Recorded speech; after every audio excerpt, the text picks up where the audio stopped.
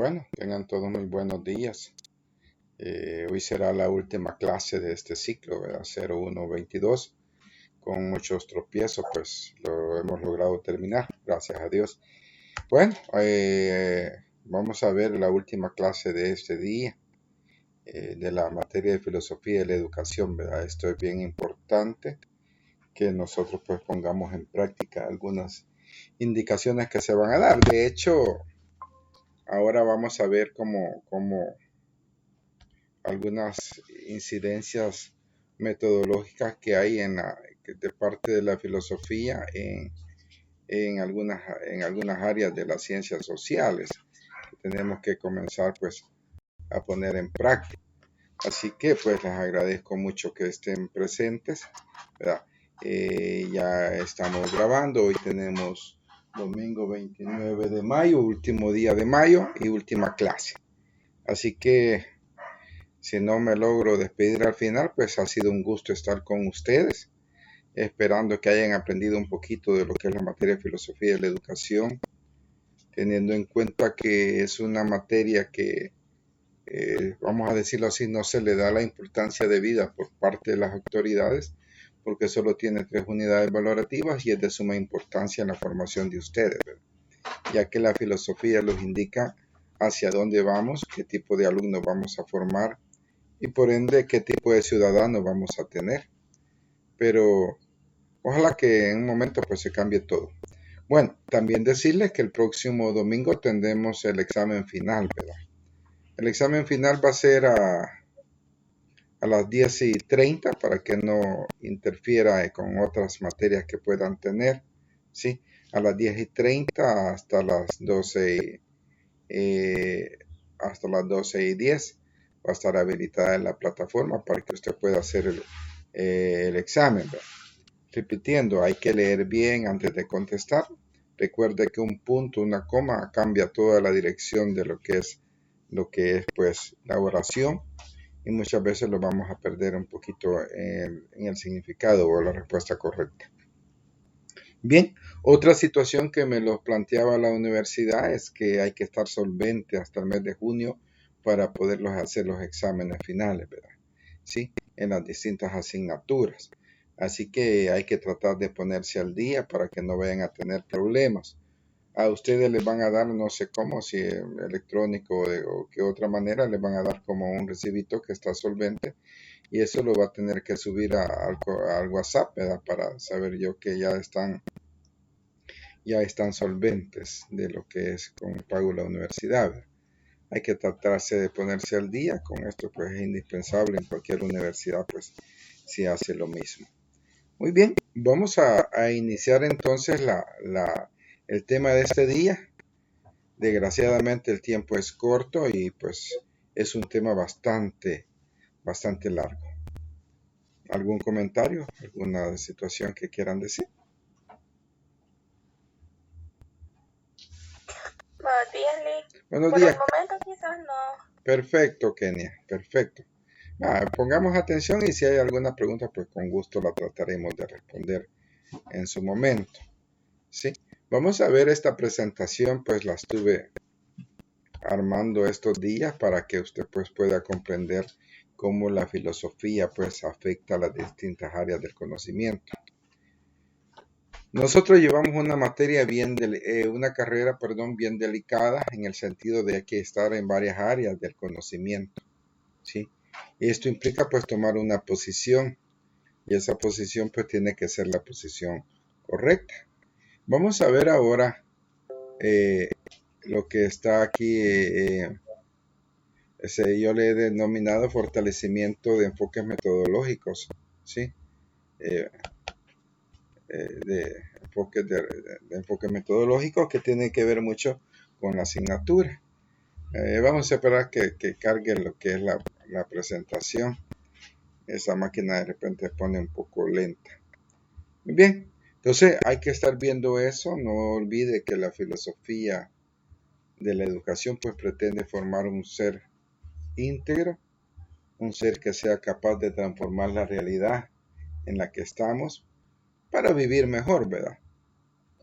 También nos indica en la parte personal pues que debemos de saber elegir la carrera porque nosotros nos sintamos pues muy contentos, muy felices de la carrera que tenemos, independientemente de lo que ganemos, ¿verdad? Porque esto se trata de tratar de uno, tiene que tratar de ser feliz con lo mucho que tiene o con lo poco que tiene, que generalmente es la segunda afirmación. Pero el dinero realmente no es la felicidad, aunque se le parece mucho, dicen los compañeros. Pero tenemos que pues ver esta parte. El tema yo le he denominado en fortalecimiento de enfoques y metodologías. Eso es lo que vamos a ver ahora. Vamos a tratar de desarrollar pues lo mejor que podamos este tema que es de gran importancia para ustedes, ¿verdad? ¿Sí? Enseñar historia. Vamos a empezar con la historia. ¿Sí? Nosotros tenemos que saber que dentro de la parte del área del conocimiento que nos corresponde enseñar, tenemos la historia. La historia es bastante complicada porque va a depender del lente con la que la queramos ver, o va a depender de la época o de la situación que estaba pasando en esos días, ¿sí? Como algo estímulo-respuesta, digamos, que de acuerdo a eso, pues hay que entender lo que es la filosofía, ¿sí? Dice que es en realidad esa cosa que llamamos ciencias sociales. Eso es lo primero que tenemos que ver, ¿verdad? Realmente las ciencias sociales son una unidad cimentada a la diversidad.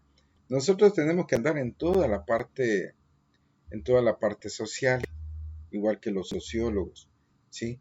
Entonces es bien importante conocer lo que pasó, pero conocer la verdad, no conocer lo que lo dicen los medios de comunicación, lo que lo dice una persona u otra, no, que saber en realidad qué es lo que está pasando en un contexto determinado. No todo conocimiento que los seres humanos fabrican sobre lo social tiene características del conocimiento científico, ¿sí? No todo conocimiento que se da dentro de las ciencias sociales pues es científico, muchas veces es un conocimiento empírico, un conocimiento práctico que nosotros tenemos que manejar para llevarlo a la práctica. Existe conocimiento ideológico de la realidad social fundamentado en consignas priorísticas que encajonan la realidad. ¿Qué quiere decir eso? Con las ideologías es complicado. La ideología es la forma que nosotros tenemos de pensar qué es lo correcto, qué es lo incorrecto, o qué es lo bueno, qué es lo malo. Esa es una ideología. Y dentro de la sociedad existen esas ideologías. Nosotros tenemos aquí en nuestro país lo que es izquierda, lo que es derecha, lo que es centro en la parte política. Y alguien me podrá decir, mire, pero a mí no me gusta meterme en cuestiones políticas o sociológicas. El problema es que nosotros, los docentes de ciencias sociales, pues siempre tenemos que meterlo y siempre tenemos que conocer la realidad, ¿sí? Entonces, esto está fundamentado en algunas consignas a priorísticas que encajonan la realidad, ¿verdad? Muchas veces nosotros estamos encajonados en cierta manera a la forma de pensar de X o Y persona, pues, y eso no lo deja ver más allá de la realidad. También existen intentos teológicos y metasociales. ¿Se me escucha? Sí, Lick, se escucha. Perfecto. También existen intentos teológicos o metasociales de explicar la realidad social a través de las fuerzas extrarrenales, ¿va? Eso es la religión, ¿verdad? Cada quien pues los ayuda y con el respeto que todos se merecen por la religión que cada uno de ustedes pues profesa, es importante señalar esto. Muchas veces hay un determinismo teológico. ¿Qué es un determinismo teológico? Aquello que los orienta que vamos a pensar de acuerdo a la religión o de acuerdo a la teología. Por ejemplo, dice por ahí en una parte de la Biblia, es más fácil que pase por el ojo de una aguja un camello que entre al reino de los cielos un rico, ¿sí? Esa parte los está fundamentando una manera de pensar y los está pues sometiendo a esa manera de pensar. Pues mejor no tengo dinero porque no me voy a ir al cielo. Entonces, a eso me refiero cuando la iglesia o la parte teológica tratan de explicar algunas situaciones sociales. ¿Sí? Está lloviendo mucho es porque Dios así lo quiere, ¿verdad? Tiembla porque somos muy malos, ¿verdad? No buscamos la explicación científica. Entonces, nosotros tenemos que conocer esa realidad, ¿verdad? ¿Sí? Como el pensamiento de corte teológico o esotérico, ¿sí? Los impulsan a pensar de una manera. Pero eso va a ser para personas que no tienen mayor estudio o mayor intelectualidad, con el respeto que se merecen, ¿verdad? Porque tienen derecho a pensar de esa manera, pero el poco estudio que tienen no los hace ver la realidad. Podemos decir en conclusión que existe lo social como objeto del conocimiento y nosotros vamos a estudiar la parte social. Eso es bien importante. Cómo afectó la guerra de la década de los 80 a los 90 al pensamiento de las personas en El Salvador. Cómo afectó la guerra entre El Salvador y Honduras el pensamiento de los salvadoreños, cómo afectó la guerra o el momento histórico de 1932, cuando estaba el general Martínez en el puesto que ocupaba el presidente, ¿verdad? Cómo él veía las cosas. Entonces, todo eso, jóvenes, lo da una manera de pensar. Si yo me hago a la izquierda, me hago a la derecha, me hago al centro, pues lo da una manera de pensar. Nosotros para enseñar las ciencias, y aquí va lo importante, tenemos que tener mucho cuidado para enseñar lo que es la historia, perdón. La historia hay que enseñarla tal como es, sin favorecer a uno o al otro. Nosotros tenemos aquí libros de historia que se enfocan solo en la parte izquierda, solo en la parte derecha, y al final pues los perdemos más, ¿sí? Hay personas que aún argumentan que en los últimos años, en la década de los 80, no hubo una guerra, no que todo fue arreglado. Pues se respeta su posición de pensar, ¿verdad? Pero en la realidad que hubo guerra, murieron más de 100,000 personas en esa guerra que dicen que no existió. Entonces, esa guerra, desde el punto de vista social, fue necesario impulsar esa guerra para impulsar transformaciones en la parte social. Ahora, si a usted, un alumno, le dice, Lic o profesor, como le quiera decir, ¿y por qué hubo guerra en El Salvador? Va por distintas divergencias que existían entre un pensamiento de derecha, otro de izquierda, o en la parte del capitalismo y del socialismo. Y profesor, ¿y cuál es lo correcto? Bueno, usted va a definir, usted le tiene que decir al alumno, usted tomará una decisión. Mi función como docente es plasmar o orientar lo que pasó, pero la decisión usted la toma. ¿Sí? Entonces, hay que tener como ese cuidado, ¿verdad? ¿Sí? Entonces, ¿cuál es el valor formativo de las ciencias sociales? ¿Sí? Depende de dicho contenido, responden de algunas de las necesidades educativas de los más destinatarios, si la información está al alcance de las capacidades de los alumnos, según Piaget. Quiere decir entonces que nosotros tenemos que tener como mucho cuidado. Las cosas se van a ver de acuerdo a nuestro contexto y de acuerdo a nuestra realidad. De repente algunos ponen este ejemplo, ¿verdad? Tenemos un vaso de cristal o de vidrio, como usted quiera decir, a la mitad. Para algunos va a estar medio lleno y para otros va a estar medio vacío. ¿Cuál de las dos formas son correctas? Las dos formas son correctas, pero el vaso está a la mitad. Entonces, cada uno, pues, según sus capacidades intelectuales, va a entender lo que está pasando, ¿sí? Entonces, de eso se trata las ciencias sociales, de ver las necesidades educativas que tiene el estudiante, ¿sí? De ver esas capacidades que están al alcance para que ellos puedan entender. Ahora, también tiene que ver con los fines educativos de la historia. La historia es más que la maestra de la vida, como la definiera Heródoto. La utilidad del estudio de la historia es la formación integral, intelectual, social y afectiva de los niños y adolescentes. Nosotros tenemos que conocer de dónde venimos para poder saber hacia dónde vamos. Si no tomamos en cuenta los errores del pasado, nos atreveríamos a decir que vamos a cometer los mismos errores del pasado en el futuro. Ahora, los objetivos de la didáctica en la historia El objetivo primero es comprender los hechos ocurridos en el pasado y saber situarlos en su contexto, antes de o después de, ¿sí? Entonces, nosotros tenemos que saber, enseñar historia implica un gran compromiso, ¿sí? Pero para poder enseñar historia, primero tenemos que comprenderlos. ¿Por qué pasó la guerra? ¿Sí? ¿Por qué pasó la guerra? Y saber situarlo en su contexto, ¿va? En este momento estábamos así, dependíamos económicamente de esto, y eso tenemos que verlo. Por eso dice antes de o después de. El uso de líneas de la historia no es posible contextualizar los hechos si los alumnos y las alumnas no son capaces de demostrar que son conscientes de las motivaciones humanas con referencia a acontecimientos del pasado. Por eso que tenemos que tener mucho cuidado cuando las personas lo dicen, no, o profesor, no le diga eso a los niños porque los está confundiendo. Tienen toda la razón. Para poder entender algunos fenómenos sociales, pues se necesita tener una capacidad intelectual un poquito más desarrollada para poder ver lo que pasó, ¿verdad? En la historia. ¿Sí? ¿Qué pasó en 1932 con la época del general Martínez? ¿Sí? Asesinó a un montón de gente. ¿Sí? Pero ¿qué pasó en lo social? Bueno, hubieron disputas entre las personas que tenían dinero y las que no tenían dinero, los medios de poder. Se asesinaron a muchos campesinos.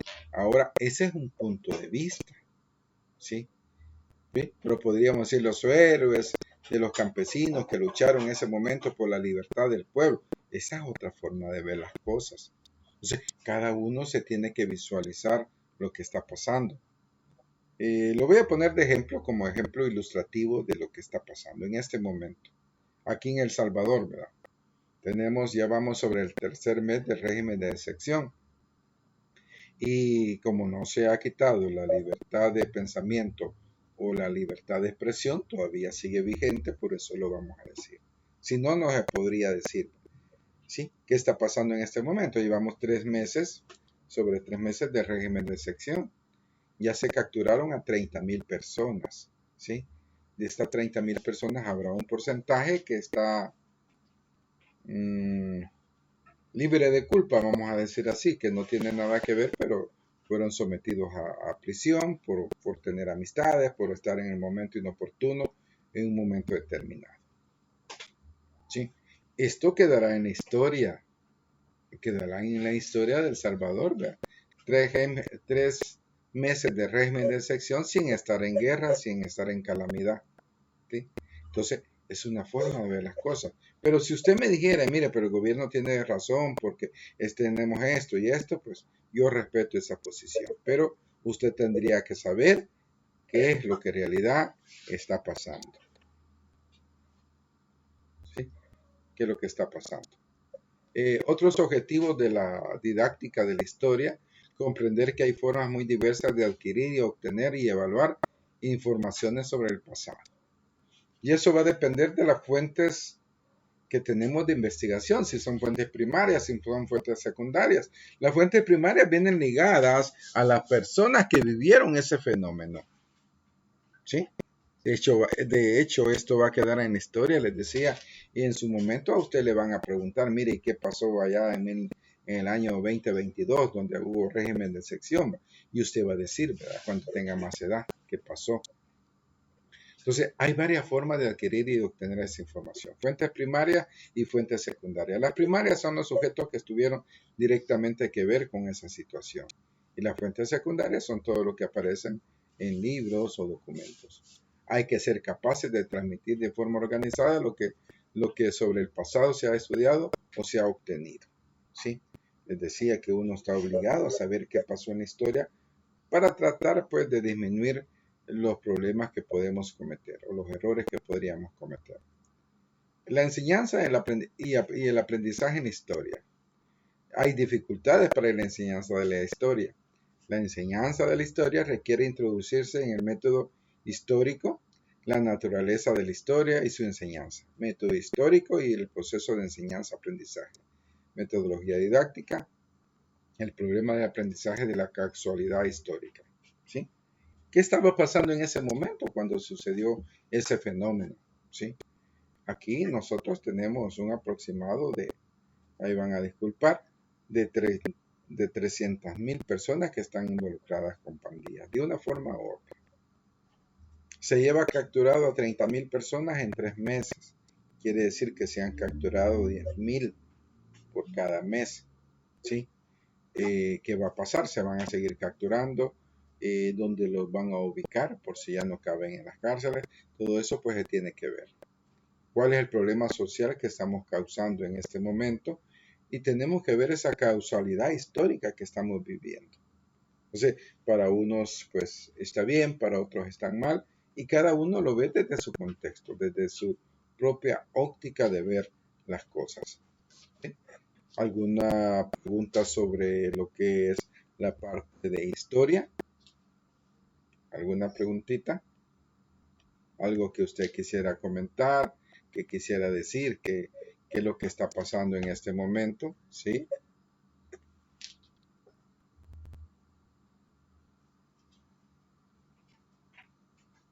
Es complicado, ¿verdad? Es complicado. De hecho, lo que hoy es el presente, el día de mañana será historia. Y solo usted podrá saber lo que pasó, de acuerdo a su realidad y de acuerdo a su contexto.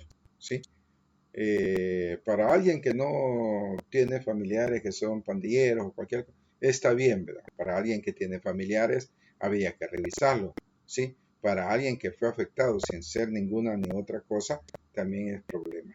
Entonces, cada uno tiene que ver las cosas desde la causalidad o desde el punto de vista que quiere ver las cosas. Entonces, eso es bien importante, ¿verdad? La historia, usted ve la historia nacional del Salvador, en sociales hay algunos libros de historia del Salvador, pero también puede ver la historia de Salvador de Roque Dalton, él tiene su propia forma de ver las cosas, ¿sí? Entonces, cada uno pues puede ver lo que cree que se está desarrollando.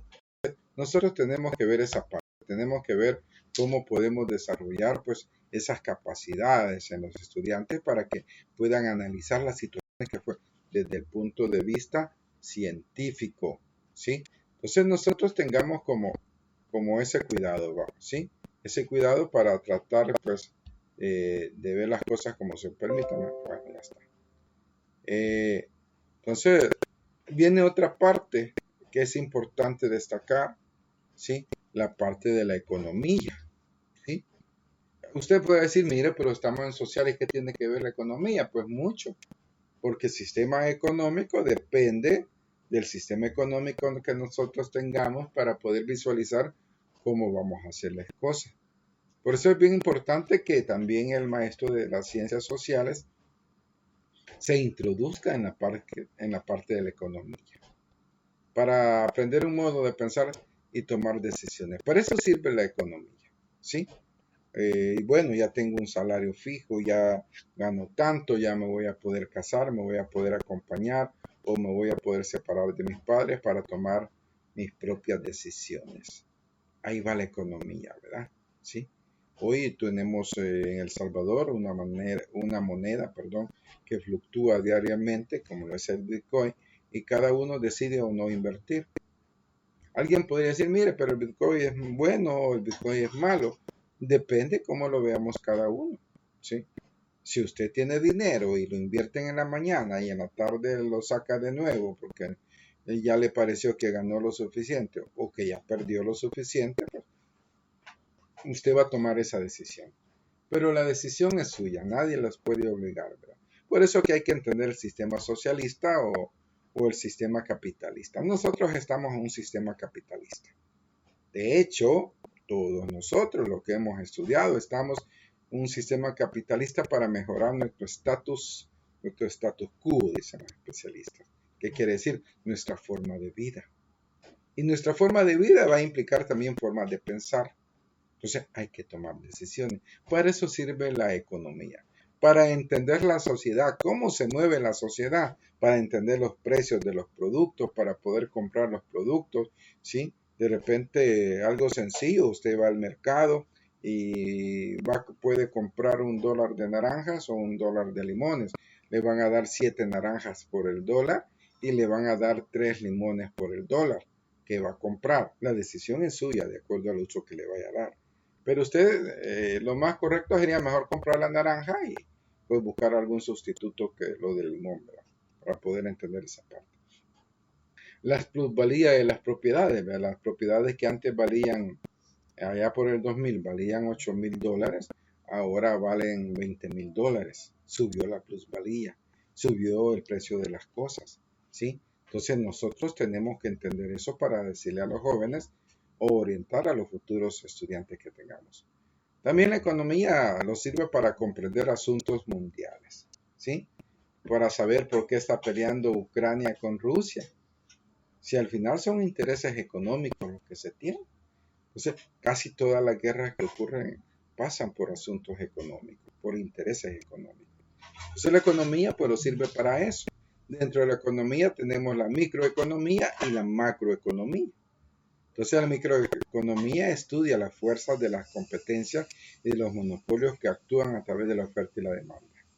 Sencillo, ¿verdad? Usted pone una tiendita y ya la tiene bien surtida y ya parece que va para arriba, va a despegar, pum, le ponen a la par, ahí va la economía, le ponen a la par un súper que le mata la tiendita. Y no puede competir con un monstruo de eso que compran miles y miles de cosas, ¿verdad? Y a precios pues súper bajos porque compran cantidades. Entonces, la microeconomía es esa, la que lo vemos afectado la mayor parte de las personas.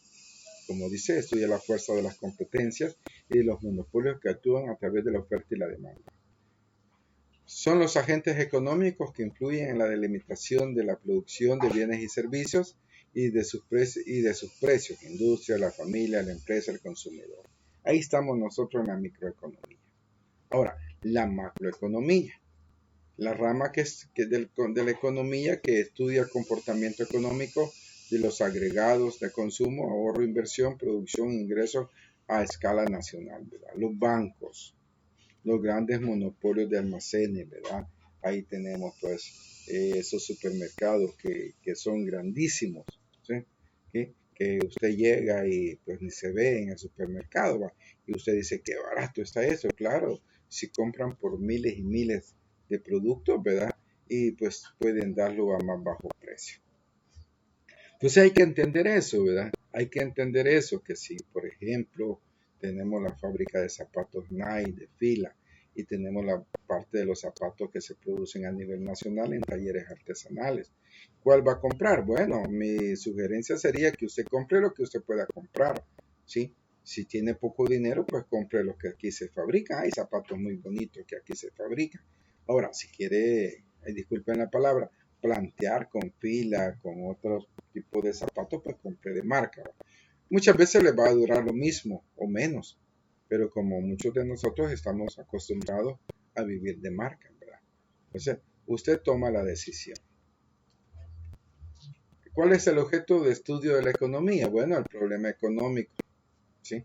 Eso es lo que estudia. ¿Cuánto es el promedio de la canasta básica que tenemos en el país? Anda aproximadamente entre 560 y $600.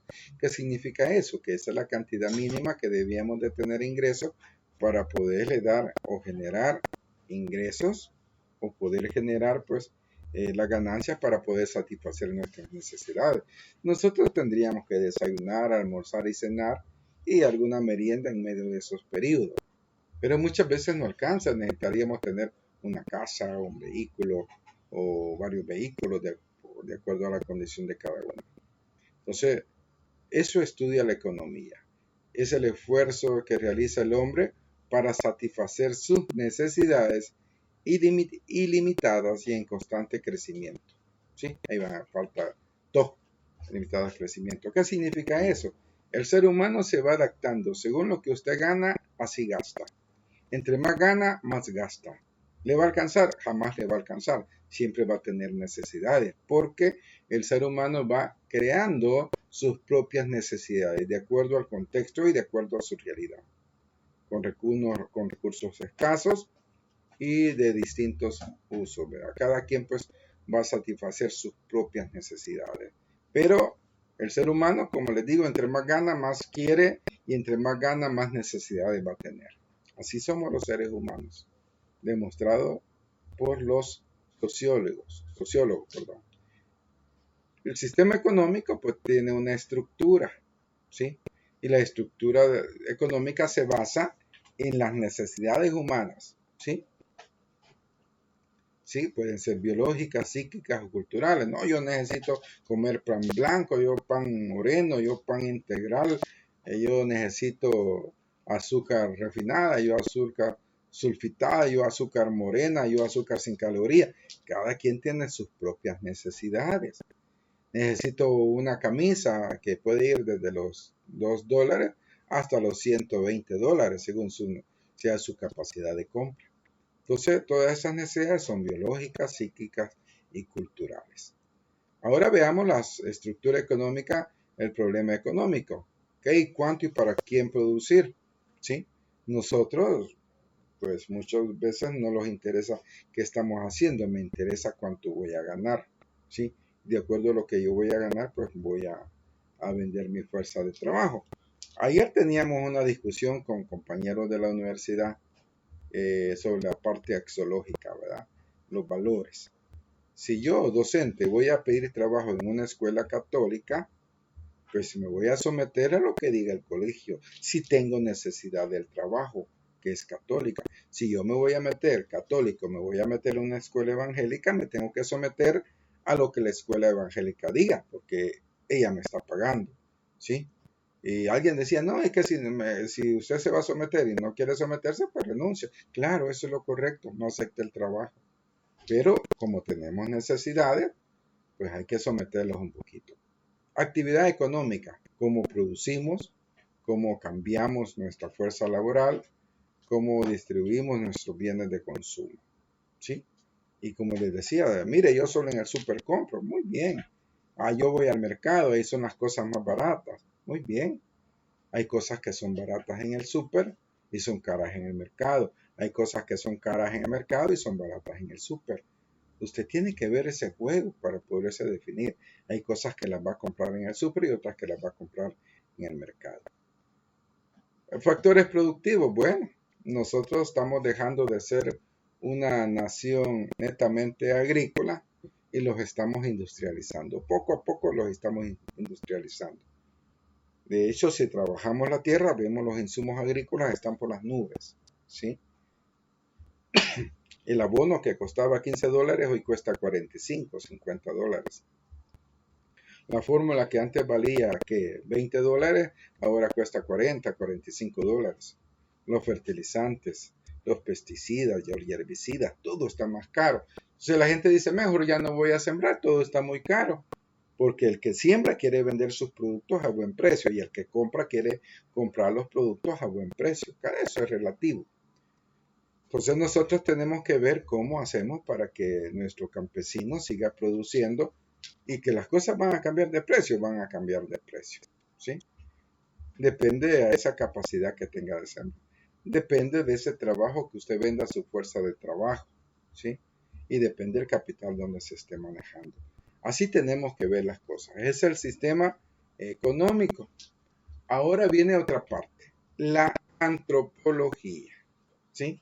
La antropología de antropos, que significa hombre, y logos, que significa ciencia, es una ciencia que estudia al hombre en su totalidad, incluyendo aspectos biológicos, socioculturales, como parte integral de cualquier grupo o sociedad.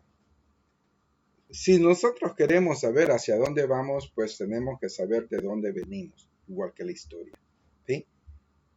Y si no tomo en cuenta de dónde venimos, estoy obligado a cometer los mismos errores con diferente cara, pero los mismos errores, ¿sí? Entonces, nosotros tenemos que manejar la antropología como docentes de ciencias sociales.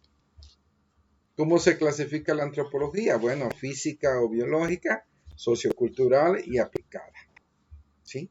Nosotros tenemos que ver esa parte, cómo la vamos a aplicar en ese contexto, ¿sí? En la parte física o biológica tenemos la paleontología, la primatología, la genética humana y la antropométrica, ¿sí? Quiere decir que vamos a ver los factores biológicos que han afectado nuestra evolución. Vamos a ver cómo eran los seres del pasado, cómo eran los primeros seres que vivían sobre la Tierra. Vamos a ver la genética, vamos a ver cómo es el cuerpo de ese ser que viene del pasado. Pero también tenemos que saber que existe lo que es la sociología cultural. En esta forma está la forma de hablar que tenemos, la lingüística. Tenemos que ver la arqueología, ¿verdad? Cómo construíamos, cómo el ser humano se fue evolucionando. La etnografía, la etnología, que tiene que ver con las tribus y la forma de pensar de cada quien. La antropología social y la etnohistoria, ¿sí? Para poder saber cómo hemos ido evolucionando, cómo ha ido cambiando algunas situaciones sobre las áreas que cubre la antropología. Nosotros tenemos que saber eso. Tenemos que saber la parte aplicada en la medicina, en la política, en la religión, en el género, en la jurídica y entre otras, para saber cómo lo podemos comportar y qué podemos esperar de un futuro. Por aquí aparece una antropología académica versus una antropología aplicada. Como llegan a visualizarse, analicemos lo siguiente. Antropología académica, la superestructura, descriptivo, discusiones y conceptuales. ¿Cómo está estructurada la parte social? Un esquema rígido de hacer ciencia, ¿sí? Explica problemas sociales, pero no los resuelve la antropología académica. Solo se queda, como decimos nosotros, hasta a nivel de un escritorio. No se responsabiliza de sus resultados, no le quiere echar, no asume la culpabilidad, no que se les está echando a otros. Trabaja como campo largo, ¿verdad? Como una expansión de que nosotros podemos modificar el contexto. Un trabajo de campo largo, resultados desfasados de la realidad. Cuando obtenemos los resultados ya no es eso lo que se necesitaba, no que es otra cosa. La investigación en espacios de grupos sociales reducidos, resultados más generales. En cambio, la antropología aplicada va directamente al problema. Confusión entre la ciencia y la política, ¿sí? Carece de metodología científica, es muchas veces populista para callar las demandas sociales, ¿verdad? Y vamos a hacer esto, ese es populismo, ¿verdad? Recursos insuficientes para implementar programas propuestos, estudios regionales y de la comunidad, tiempos de investigación más cortos, utilizan metodologías de otras disciplinas, trabajo multi-interdisciplinario, nuevos campos de estudio urbanos y tecnológicos e industriales. Usted puede ver pues que una se encarga de ver las cosas desde el punto de vista teórico y las otras se encarga de ver la parte aplicada. ¿Cómo lo voy a hacer, verdad? La antropología pues previene que toda sociedad está en constante movimiento. Las sociedades son dinámicas, quiere decir que las sociedades van a cambiar y por eso tenemos el cambio social y el cambio dirigido. Muchas veces nuestros políticos dirigen ese cambio y por eso no se obtienen los resultados que se desean, porque solo está visto como desde la óptica de una persona. ¿Es válido propiciar cambios en lo social y en el cambio planificado? Por supuesto que sí, ¿verdad? Si los cambios vienen a favorecer el desenvolvimiento o la forma de vida de las personas. Entonces sí podemos aceptar cambios sociales y cambios planificados. Ahora viene otra parte como muy delicada en la parte política, ¿sí? ¿Cómo enseñar política? Aquí lo vamos a referir como a políticas educativas, no políticas partidarias, porque los estaríamos metiendo en otro lío. Pero sí tenemos que ver nosotros también con eso. Y para poder saber tenemos que estudiar y leer mucho para poder entender los distintos problemas sociales y políticos que afectan a nuestra región. Dice, volver a resaltar y entender es que estamos aquí para reflexionar sobre el proyecto de sociedad, hacia dónde el que quisiéramos avanzar y en consonancia sobre la escuela para ello necesitamos. Quiere decir que nosotros en la parte política tenemos que ver hacia dónde queremos ir, qué tipo de ciudad queremos construir y por ende qué tipo de escuela deberíamos de tener para ese tipo de sociedad que está cambiando, ¿sí? Uno de los mayores problemas que tenemos en nuestra sociedad actual a nivel político es que irrespetamos la dignidad humana. Vemos a las personas como cosas, no las vemos como objetos, o no lo vemos, como sujetos, que es la forma de ver las cosas. ¿Sí? La dignidad humana como base de todos los derechos humanos. ¿Sí? Hay que respetar a nuestros semejantes. Hay que enseñarles a nuestros estudiantes que todos valemos igual, solo que algunos u otros hemos estado en posibilidades de desarrollarnos y otros que no hemos tenido las posibilidades de desarrollarnos. ¿Sí? Es un sentimiento, dice, que inculca y se apega a nosotros con el hecho de ser humanos. ¿Sí? Dice, prohibido pisar el césped. Y la dignidad no, dice Mafalda. ¿Sí? O sea que las personas sí las podemos machucar, pisar, como nosotros queramos decir, pero la dignidad, pues esa igual, ¿verdad? No la respetamos. A las personas no las respetamos. Por ahí podemos ver una lámina donde las señoras se unen para pedir igualdad, justicia, ¿sí? Entre las mujeres. Un género que ha tenido dificultades y en los últimos años pues ha sobresalido mucho para sacar adelante las distintas sociedades que tenemos. ¿Sí? Aquí dice, el principio rector de este marco de la acción es en que las escuelas deben de acoger a todos los niños, independientemente de sus condiciones físicas, intelectuales, sociales, emocionales, lingüísticas u otras, deben de acoger a niños discapacitados y niños bien dotados, a niños que viven en la calle y niños que trabajan, niños de poblaciones remotas o nómadas, niños de minorías lingüísticas, étnicas o culturales y niños de otros grupos o zonas desfavorecidas o marginadas. Las escuelas tienen que encontrar la manera de educar con éxito a todos los niños, incluidos aquellos con discapacidades graves.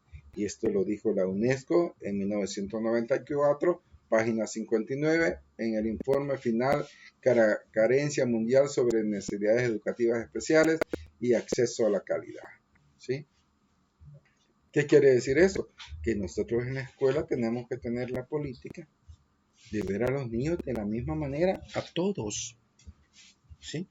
Todos tienen las mismas características. Algunos podrán tener algunas limitantes, pero las podremos solventar, ¿verdad? Si queremos nosotros pues solventar lo que están pasando los niños.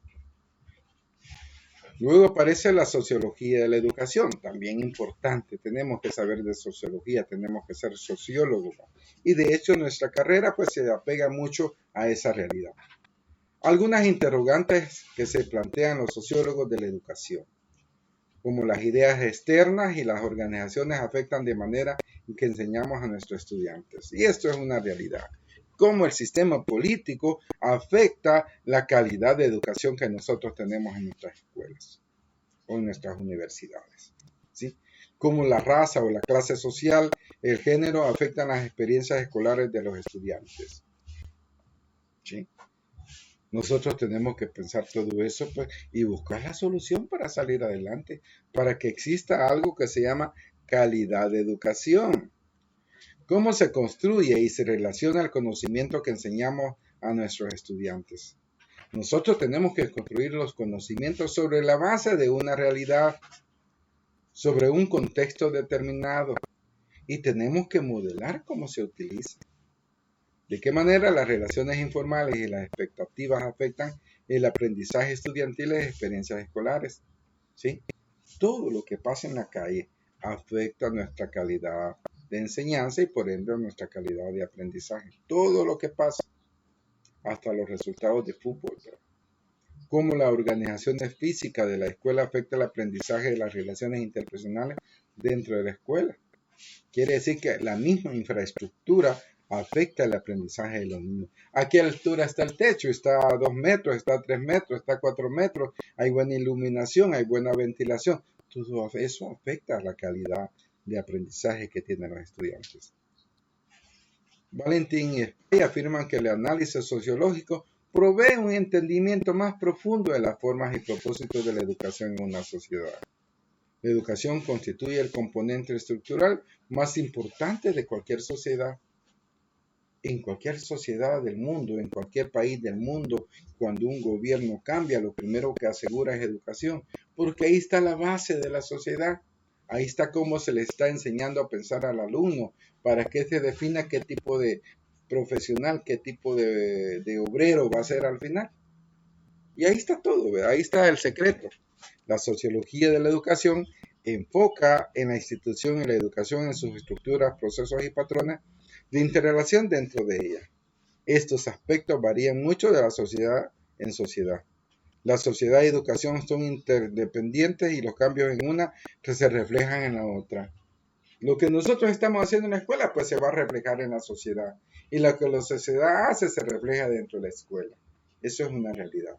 Entonces nosotros tenemos que buscar la manera de armonizar esas relaciones para que no afecten mucho el aprendizaje de nuestros estudiantes. El sistema educativo de una sociedad el sistema educativo incluye procesos y estructura. Ya está definido qué le vamos a enseñar al estudiante. Los procesos son parte activa del sistema. Enseñanza, aprendizaje, comunicaciones, la toma de decisiones. La estructura incluye la jerarquía y las funciones de las personas. Los administradores, los maestros, los padres de familia, los estudiantes, las organizaciones de la misma en ese plano, de la planta física, los tipos de escuela y estructura del currículo. Entonces, nuestro sistema educativo está en una constante interrelación entre los distintos elementos que inciden en el aprendizaje. Entonces, hay que tomarlos en cuenta. Pero, ¿qué objetivo tiene la filosofía? Bueno, cuando nosotros vemos, dice, para saber filosofía hay que filosofar. Para entender cuál es el objetivo de la filosofía, debes de saber que se define bajo ese término a la disciplina que busca abordar o profundizar sobre los razonamientos lógicos de todo lo que nos rodea. Y quiero decirles algo más, la lógica está desarrollada de acuerdo al conocimiento que nosotros tengamos. Es aquella que busca entender las causas y los fines de cualquier fenómeno. Eso es la filosofía. Tratar de entender las causas y tratar de entender hacia dónde vamos. Pero, ¿qué aporta la filosofía y la educación? Bueno, la filosofía y la educación nos permite el desarrollo del pensamiento crítico, estimulando al alumno a tener un concepto de sí mismo y del compromiso con la realidad. Por ello no podemos olvidar que la función de la filosofía no es dar respuestas, sino que posibilitar la pregunta acerca del mundo y su representación. Y ya para ir terminando, ¿cuáles son los objetivos de la filosofía? La primera, valorar la capacidad de la razón, su autonomía y su potencialidad para regular el conocimiento y la acción humana. Y la segunda, comprender y emplear con propiedad los conceptos y términos filosóficos. Hemos visto un montón de situaciones en la filosofía. ¿Cómo vamos a enseñar? ¿Para qué vamos a enseñar? ¿Qué tipo de hombres necesitamos formar? Para que nosotros podamos ver pues esa parte. Bueno, con eso terminamos esta asignatura.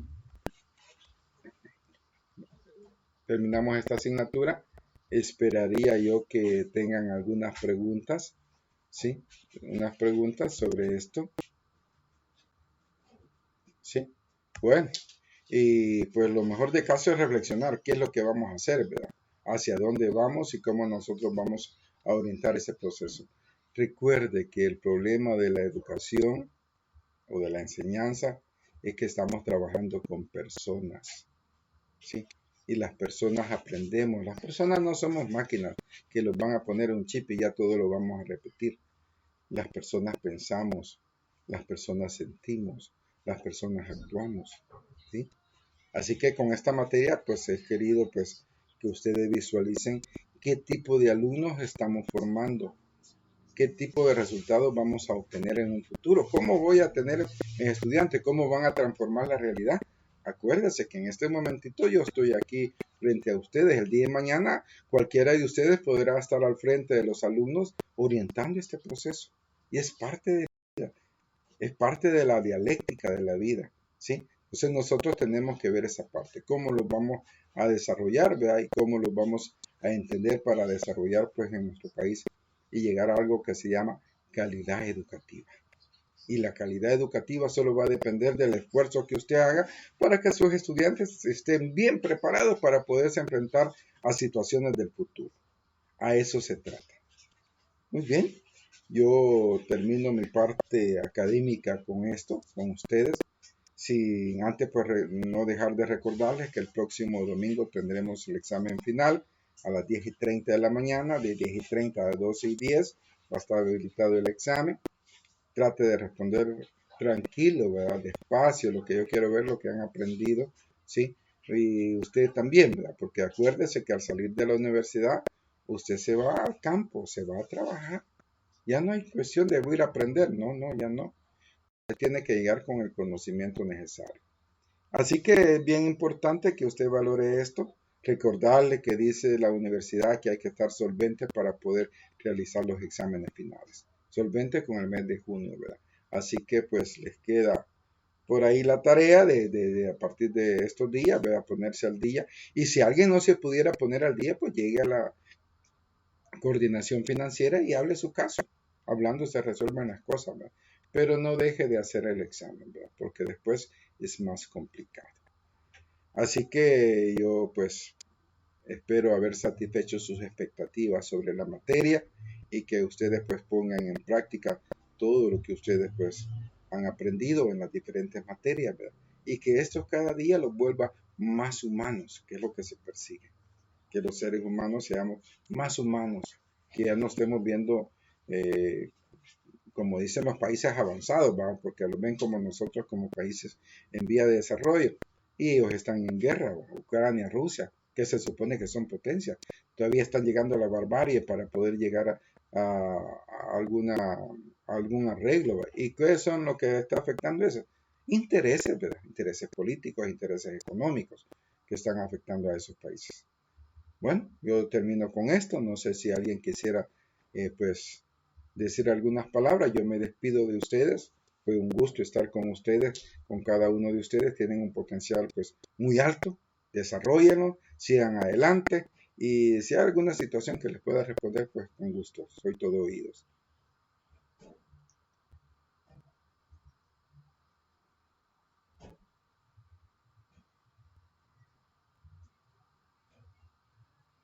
¿No hay preguntas? Bueno, entonces los vemos el próximo domingo a las 10:30 de la mañana para el examen. Estudien bastante, ¿verdad? Que vengan como cuchillas de afeitar, ¿verdad? Bien afiladitos y que pues que tengan la mejor nota que usted se merece. Buenos días a todos. Gracias igualmente, licenciado.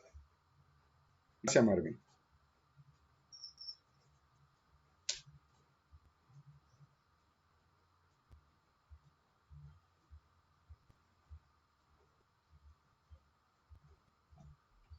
Bendiciones, Lick. Les deseo mucho salud y cuídense. Ha sido un gusto. Igual para mí, Marvin. Cuídate mucho. Bendiciones. Gracias, Lick.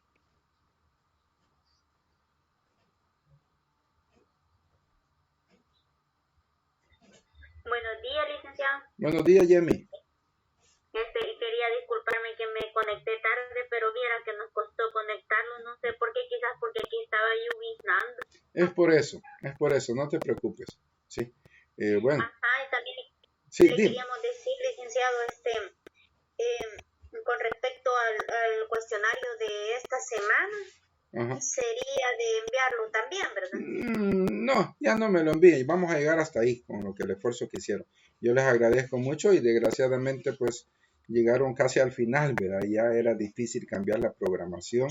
Como yo se lo manifestaba al licenciado encargado de la materia, pues hubiera sido desde el principio, uno lo toma en cuenta al momento de planificar y realizar todas las actividades para que ustedes salieran mejor preparadas, ¿verdad? Pero yo pues confío en ustedes que cuando les toque desenvolverse, pues lo hagan de la mejor manera. La preparación la tienen. Y licenciado, también le voy a decir, no sé qué día usted llega a la universidad. Yo solamente, hija, llego el día que firmo notas, ¿sí? Que firmo notas. Sería que ellos tuvieran ahí la cartita de cualquiera de las personas de la universidad, ¿verdad? Para podérsela firmar que completaron su práctica. Es que fíjese de que el licenciado dijo de que sí se podían entregar la asistencia firmada, entonces nosotros nos vamos a encargar de ordenar todo eso, ¿verdad? Pero que usted solamente nos la firmara y dijo que lo quiere para el 3. Cualquier inconveniente que el licenciado no pudiera, hágamelo saber y vemos que arreglamos. Pues sí, porque yo el 3 todavía no estoy yendo a la universidad, ¿verdad? Yo llegaría a la universidad, quiero ver, como el 12 o perdón, el 11 o el 18, cualquiera de las dos fechas llego a la universidad, ¿sí? Pregúntenle a él si se puede hacer digital, ¿verdad? Porque hoy todos estamos haciendo digital. Y si es digital, pues ustedes me mandan las cartas y yo se las firmo digitalmente. Está bien, así le vamos a decir. Yo creo que sí lo acepta porque hay unos por la distancia. Sí, por la distancia, como te digo, por ejemplo, el 3 yo todavía estoy... No estoy yendo y estoy trabajando. No me permite el otro trabajo hoy. Pero si lo ponemos de acuerdo, cualquier situación, ustedes se comunican conmigo por el grupo de WhatsApp y ahí estamos. Entonces sí quedamos y muchas gracias, licenciado. Le agradecemos que nos haya tomado en cuenta y que nos haya ayudado. Ahí estamos para servirles, señoritas. Así que cuídense mucho. Bueno, adiós, licenciado. Adiós, cuídense. Buen día, licenciado. Buen día, igual quería agradecerle por el tiempo que usted nos ha regalado, por permitirnos pues, estar, aunque sea las últimas clases con usted, ¿verdad? Y como lastimosamente no se nos dio la oportunidad de estar de inicio de ciclo, pero en otra ocasión, primeramente, Dios sea. Así es, ahí estamos a la orden. Pues, cuídate mucho, Yesenia. Por el desempeño que usted tiene en cada jornada, la verdad que siempre me ha llamado la atención la forma de expresarse y todo. Entonces, aunque sea poco, y vamos aprendiendo. Muchas gracias, Yesenia. Bendiciones para las dos. Cuídense bastante. Bendiciones.